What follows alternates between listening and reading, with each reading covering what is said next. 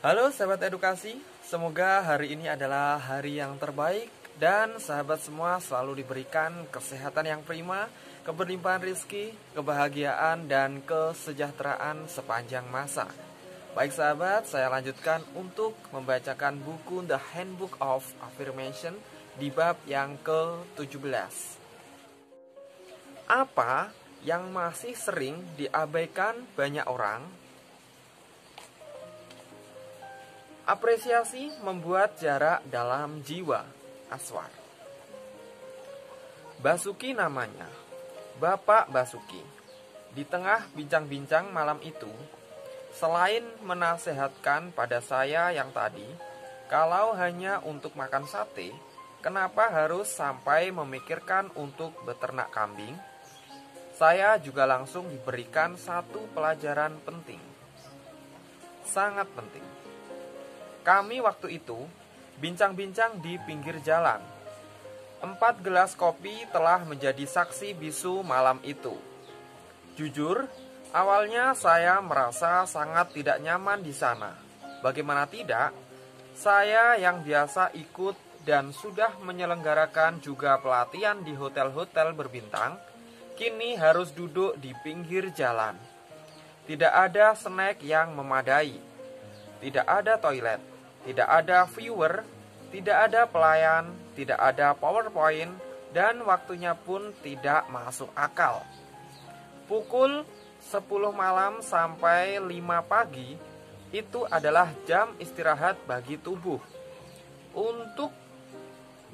Untung saja malam itu saya ingat nasihat Mbah Hadi, sosok pendekar psikologis yang sedikit demi sedikit membimbing saya sejak tahun 2003. Di tengah-tengah perbincangan malam itu, sekitar pukul 12 malam, seseorang datang menghampiri.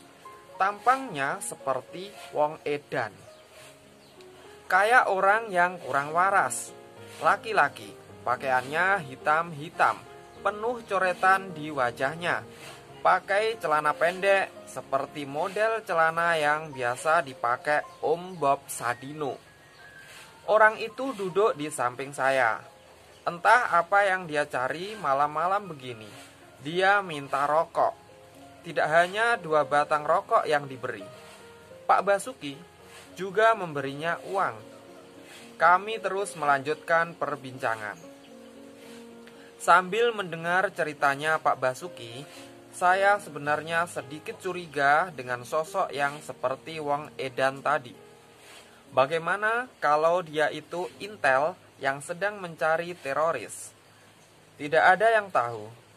Dia bisa saja mengikat kami semua dan memanggil teman-temannya membawa mobil patroli. Saya pikir awalnya semua mata kami akan ditutup dan dibawa ke suatu tempat untuk diinterogasi. Atau mungkin kami semua dipaksa saja mengakui. Apalagi saya berjenggot panjang. Pak Basuki memakai songkok haji, matanya tajam. Pak Lungga rambutnya panjang, tampangnya sedikit sangar. Pensiunan Satpol PP. Pak Yata juga pakai songkok yang seperti pasukan jihad itu. Orang itu meninggalkan kami sekitar pukul 4 pagi. Setelah orang itu pergi, Pak Basuki yang tadi saya sebut ahli meditasi bilang, satu sifat lagi yang harus kita lepas dalam diri kita adalah pengabaian tanda-tanda. Saya belum begitu paham apa maksudnya.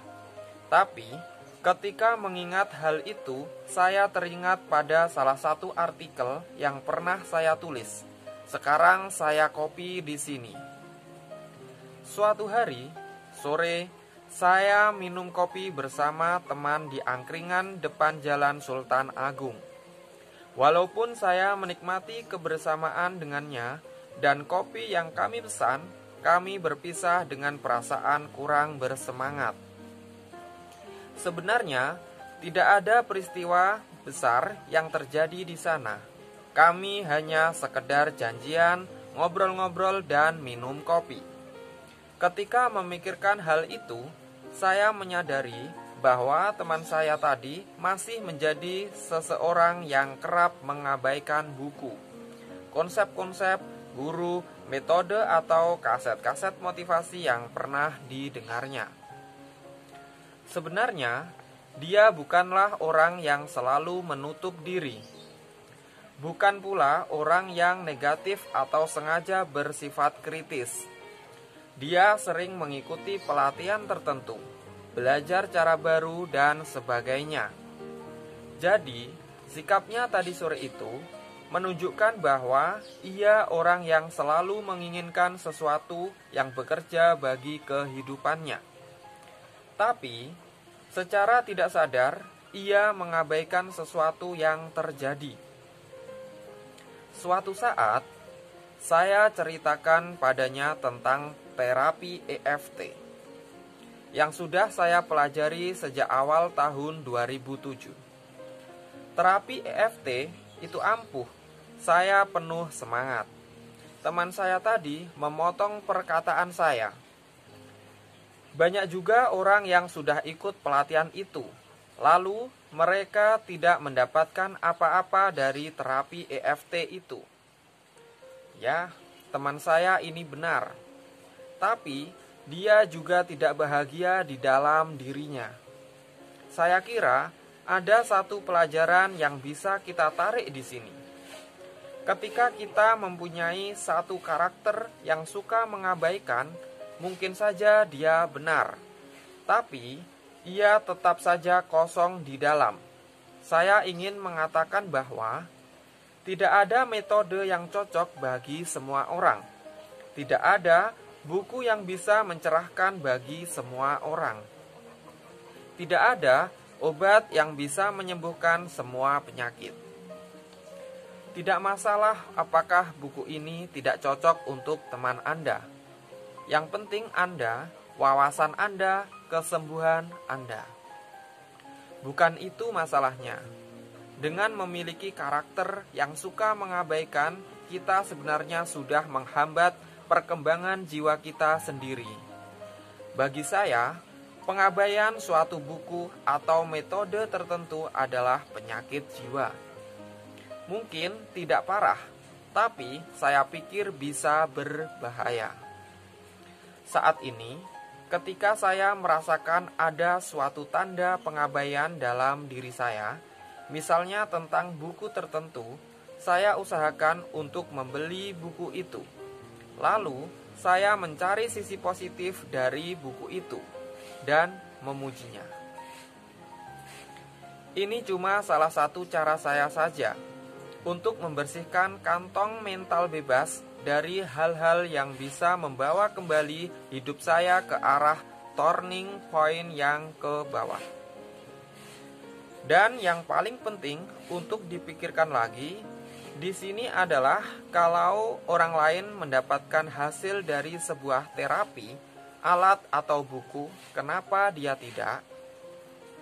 Firasat saya saat menulis ini, sebelum dia belajar semua metode di luar sana, penting untuk menyembuhkan hatinya dengan mawar yang pernah ditanam Nabi Allah yang mulia, Sulaiman alaihissalam. Hanya itu yang bisa menyembuhkannya.